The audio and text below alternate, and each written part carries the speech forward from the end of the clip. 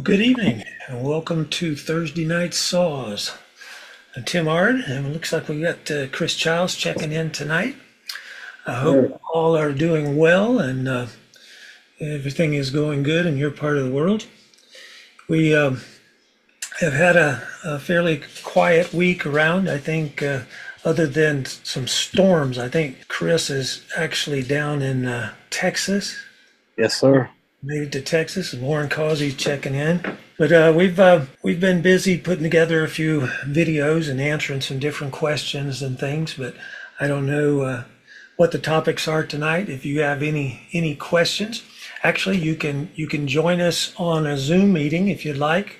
I have posted there in the comments the Zoom meeting number as well as the passcode, so you're able to check in and actually be part of the panel tonight, and we'll try to get them answered.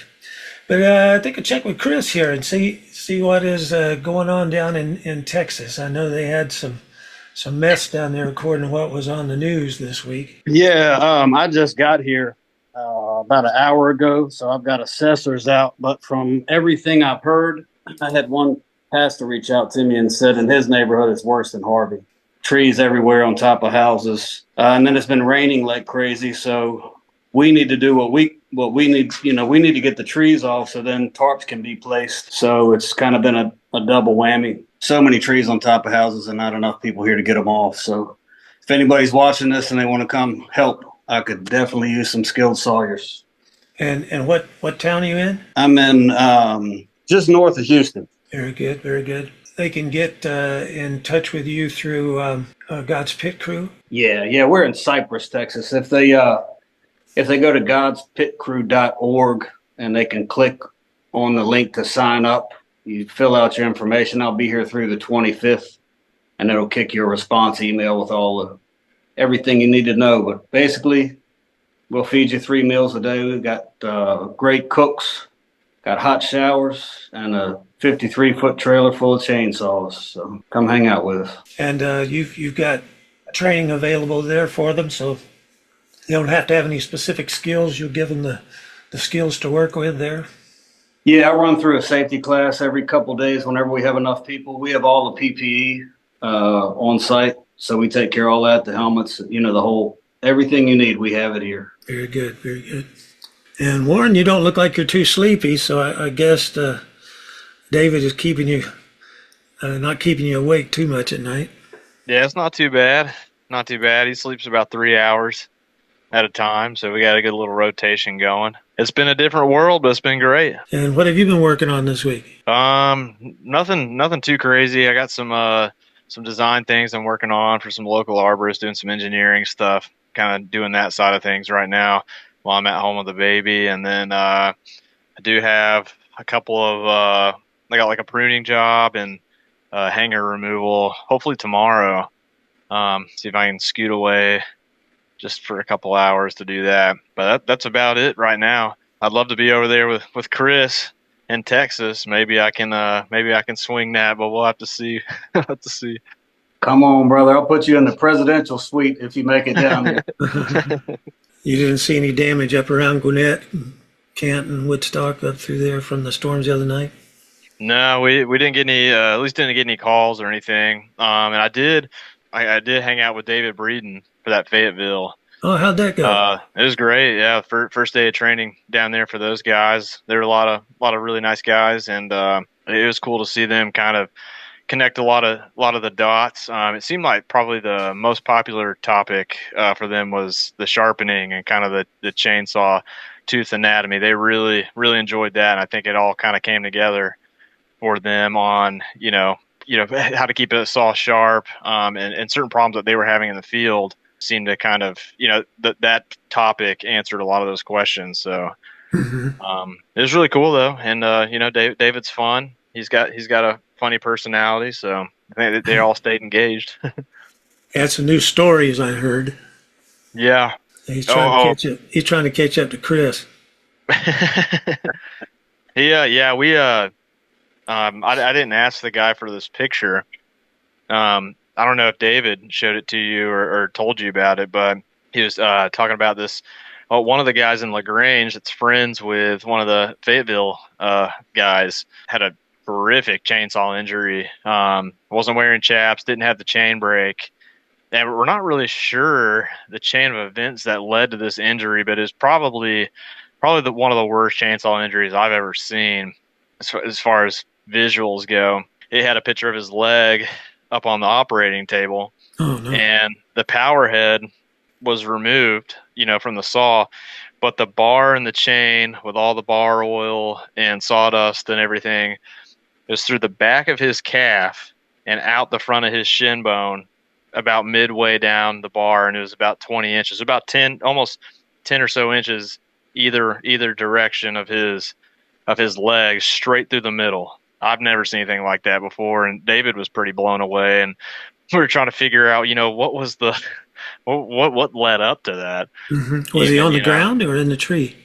He was on the ground. So it was pretty gnarly. I don't know. Maybe David got the guy to give him a copy of it, and you can see it, but it's pretty wild. So the saw came back behind his leg? Yeah, that's what it looked like. It.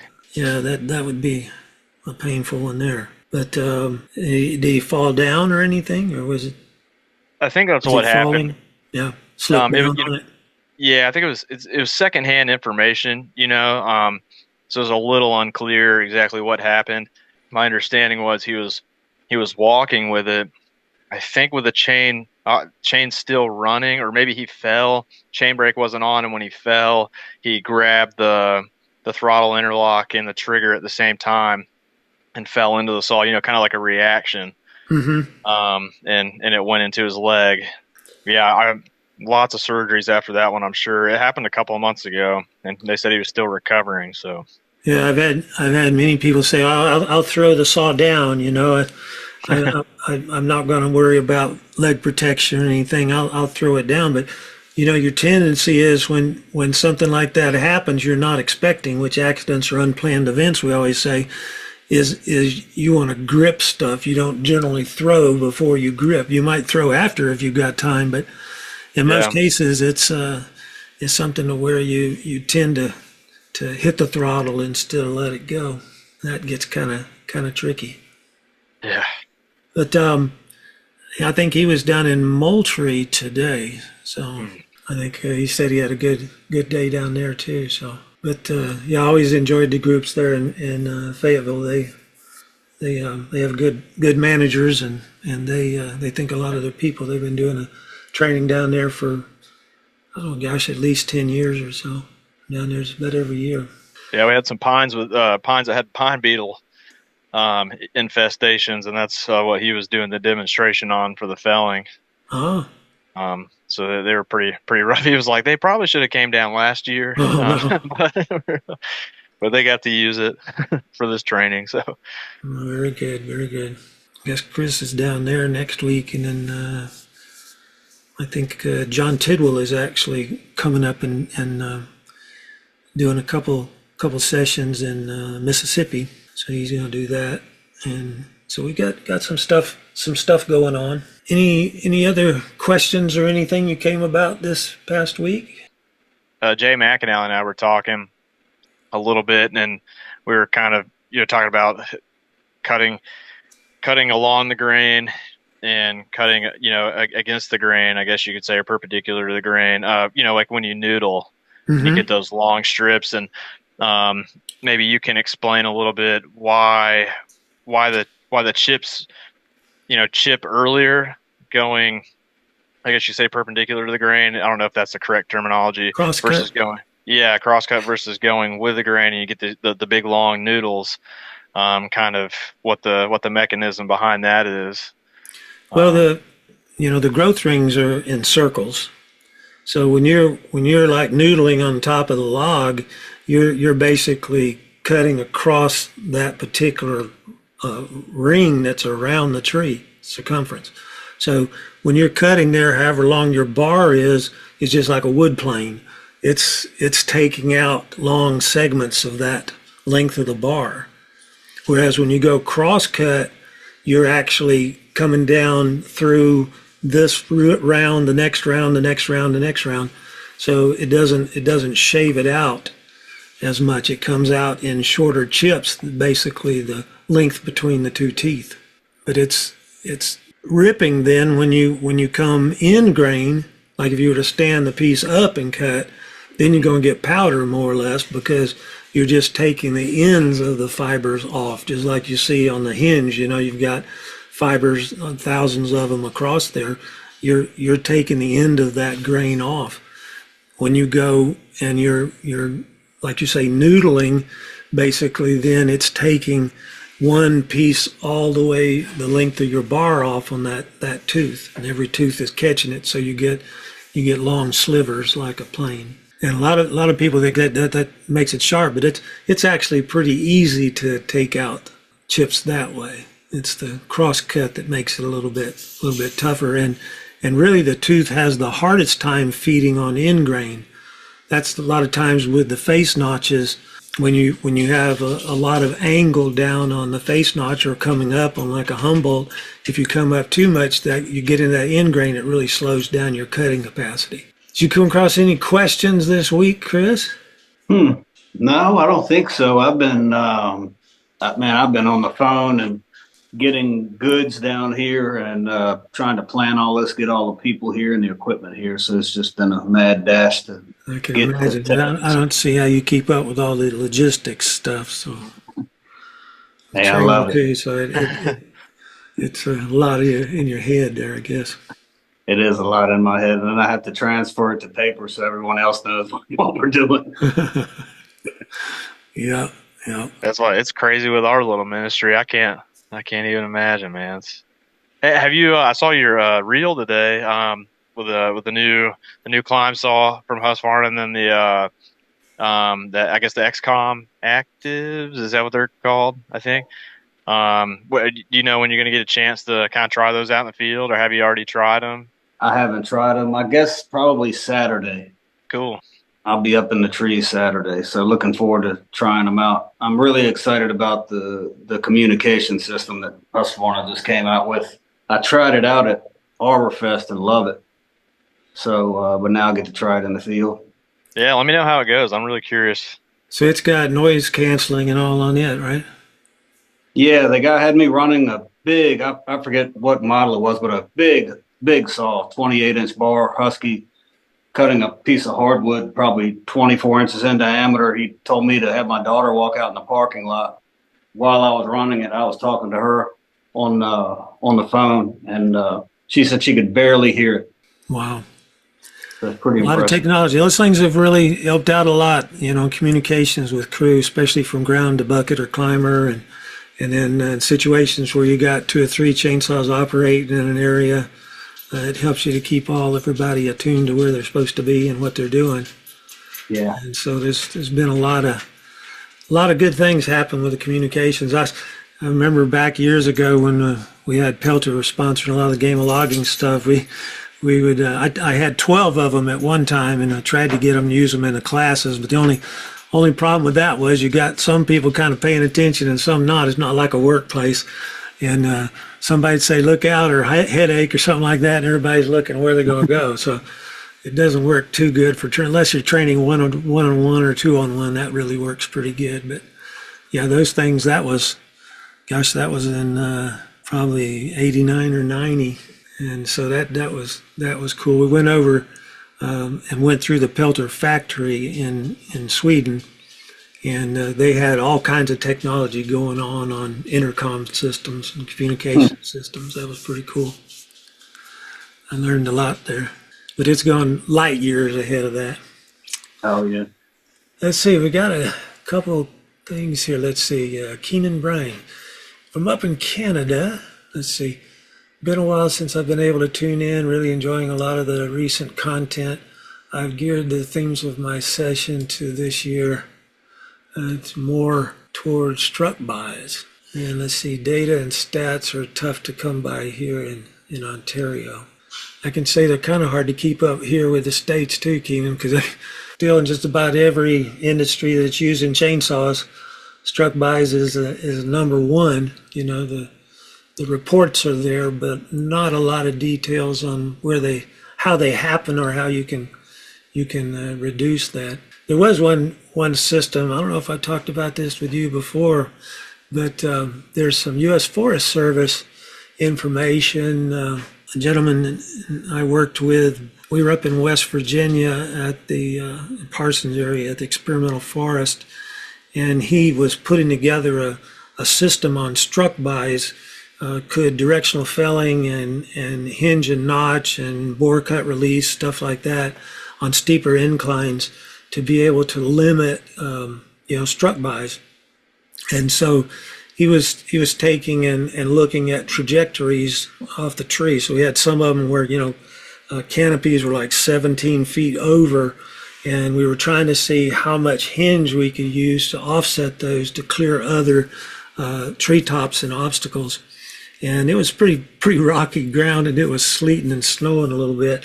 It was cold, and but it actually we had pretty good success with it.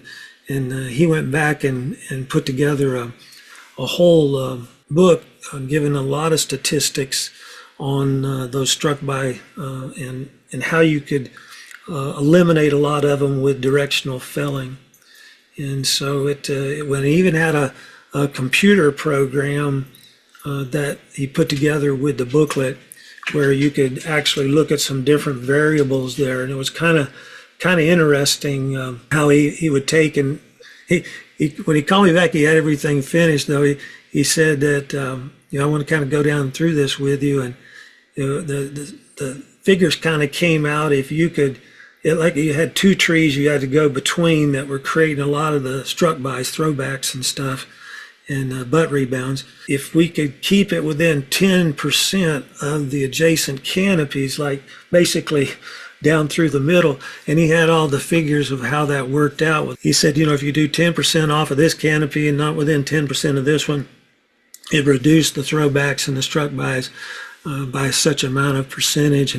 And I said, then basically what you want to do is aim the tree between the two objects. And he said, oh yeah, but his book was, I think it's 250 something pages, but it comes down to the same thing, that directional felling. That's really, in Scandinavia and other parts of the world, that's really the key to reducing a lot of accidents in the woods and logging, and then in tree care also, is to make sure that tree is directioned properly.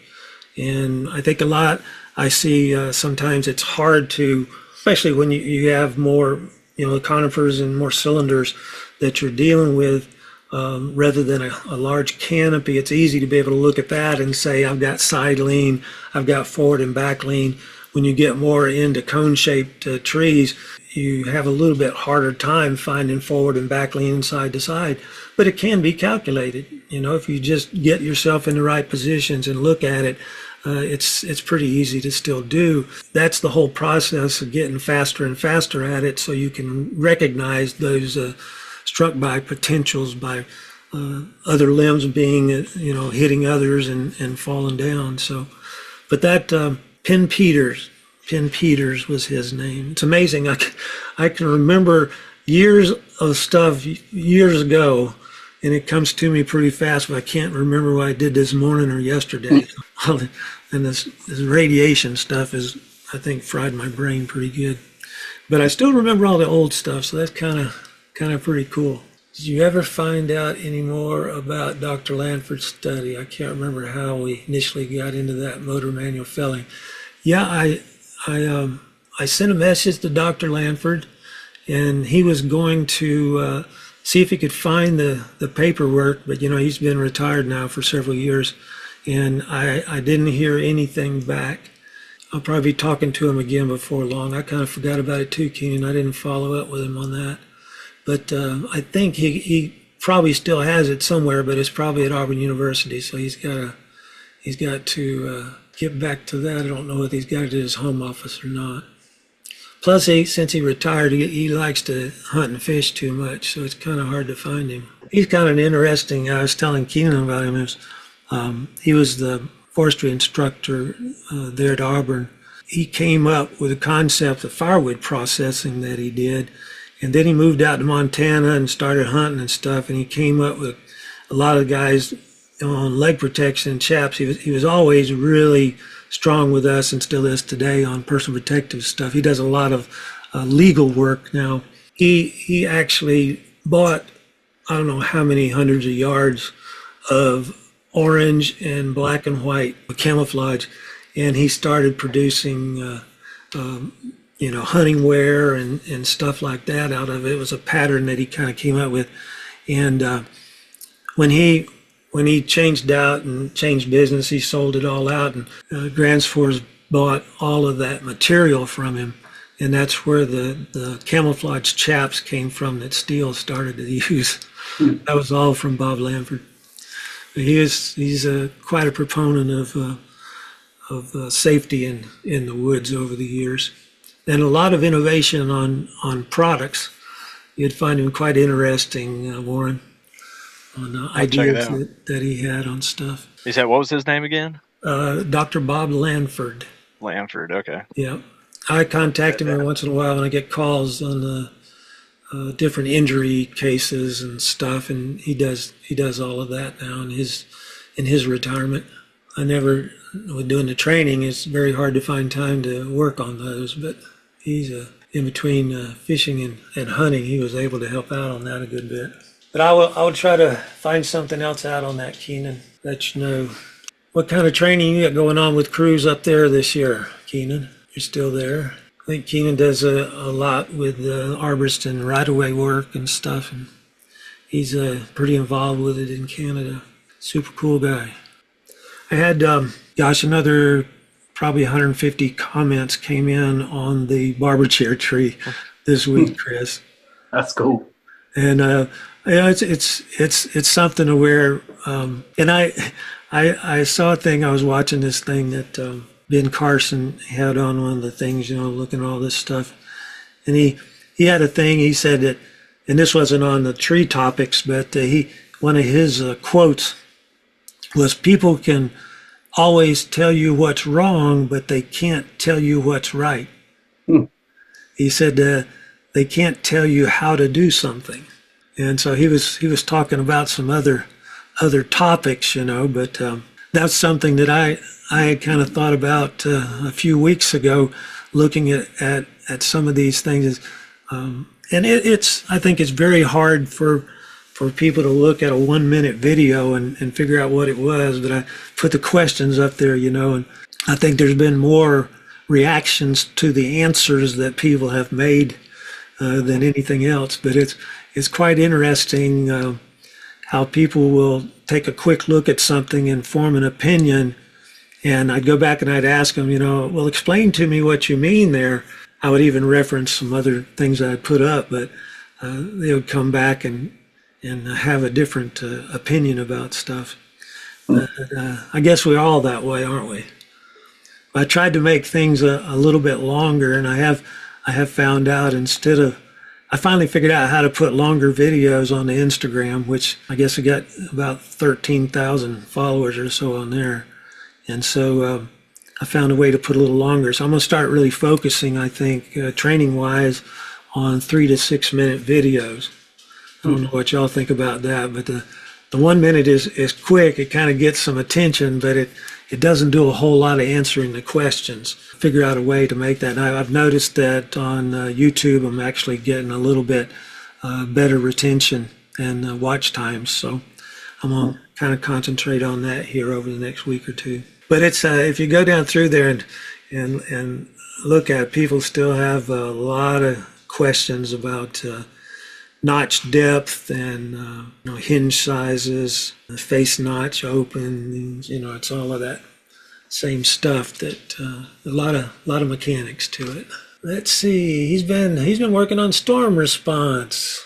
So y'all have weather up there in Canada too, huh? I guess so. Let's see. We've had a few decent ones pass through here over the past month. Had to shut down a couple of our public forests for about 3 weeks. Ugh. So you had a lot of work going on. It's getting everywhere. That's one thing I've noticed is chainsaws are kind of an international language, isn't it, Chris? Definitely. It doesn't make any difference where you go. It's still, they got to be sharp and they've got to run right, and And I had one question come in on carburetor adjustments. I think next week I'm gonna go back over that on the manual adjustments. We've talked a lot about the auto tunes and M-tronic, but we hadn't really talked all that much about how you can quickly be able to adjust a manual carburetor. So I think next week I'm gonna put together a little bit on that, and we'll talk about that next Thursday night. But I'm gonna go back to your questions on that Warren had there on the saw. Have you used it yet? The top handle, with the clutch? No, You haven't used just it yet? I just picked it up from our buddy there in Georgia on my way through. So I haven't stuck it in a piece of wood yet, but I hope to tomorrow, just around here. But I'm gonna climb with it Saturday. Yeah. I think Robert's still loving his. I hadn't heard anything negative out of it. He was absolutely amazed with it once he started to use it, how much more power it had over the other batteries. Yeah. So that's pretty cool. Hey, I've got two of my saw guys that work in my tool trailer here in Texas. I may have them join next week if you're okay with it. Yeah. With the tuning, I think, because with all this, with the new stuff, we still have saws that we need to manually adjust, but with all the new stuff, they haven't learned that skill yet. So it'd be good for them. Well, I think the manual tuning, if you understand that, it really helps you to troubleshoot the automatic tunes also. Right. And so that's something to kind of think through there a little bit. Yeah. Awesome. Let's see, Joshua Jones. Hey, fellas. And another one from Keenan. He said, I love the barber chair videos, by the way. Had a barber chair scenario during a session with a small red maple. The operators left a very thick hinge and tried to flip it with a felling bar. I guess if I ever, I usually, always say it's not as much a species as it is specific trees, but I think maples have given me more trouble over the years than about anything else. It's seems like short fibers and a lot of times hinges don't hold. Sometimes white pine's that way too, but it's not as much. I had when I was in Pennsylvania, I remember about years ago, and I had a class going on, and I was going to do a bore cut like you did a couple weeks ago, Chris. I had the stump. I cut a maple down showing the demonstration day, and it wasn't that big. I don't know, it's probably 15 inches, something like that. So I was going to set it up to do the bore cut, and it ripped pretty good. I got the edges cut and everything, but when I tried to bore through it, I couldn't do it. It was such a tight grain. I don't know how old that tree was, but I think it was ancient. And the grain was so tight for some reason. I mean, it grabbed the chain bad. And I even checked my chain. I didn't find anything wrong with it. And I said, well, I must have, set the records too low or something. And so I went and got another chain out of my bag and put on it. I couldn't do it with that. But we had to get another tree that day. But that was an experience I guess that was a hard maple, as they say right there. I bet that was fun with the crowd watching. Yeah, well, it wasn't but 12 guys that day, so it wasn't too bad. But because I'd felled the tree, I didn't notice anything with it, when I felled it the day before. But when I got to the smaller group on the second day, it didn't cooperate with a bore cut. That was for sure. Yeah, but the barber chairs I've had, I don't know how many comments back. I've got some other video snippets that I came across here the past couple of days. Maybe we'll look at those maybe next week too. It won't take that long, probably go through the carburetor stuff. But looking at some trees and different larger ones and smaller ones where, people were using a jack on a large Douglas fir, and then had to go back and reduce the hinge some. You can see the pulled fiber. I mean, but it's something where, and the same thing wedging too. We tend to lift or push too much, and we're stretching those fibers at the hinge. But if you take the hinge down, the tree would probably fall with forward lean once you jack it just a little bit. But they didn't get a whole lot of movement with the jack, but they had to reduce the hinge, and then the tree went on over. I was talking about that last week also, with another series of poplar trees. But it's something that's very, very common that I see. And so it's understanding, how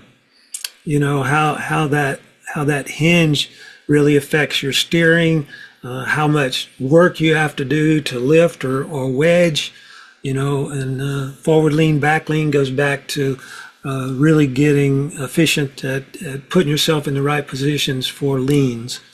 And then that all plays back in what we were talking about a few minutes ago with reducing struck by injuries, is being able to make sure that we aim the trees properly, given our information of the canopies and tops, to be able to take it and reduce those flying debris. Well, gentlemen, if you don't have any other questions, I guess we've got everything kind of answered for tonight. I appreciate y'all dropping in, and I know you all got a lot of stuff going on, and I'm just kind of hanging out. I'll be working on some videos tomorrow. If you don't have anything else to do, you can call, but I'm sure you do. You'll be up at daylight.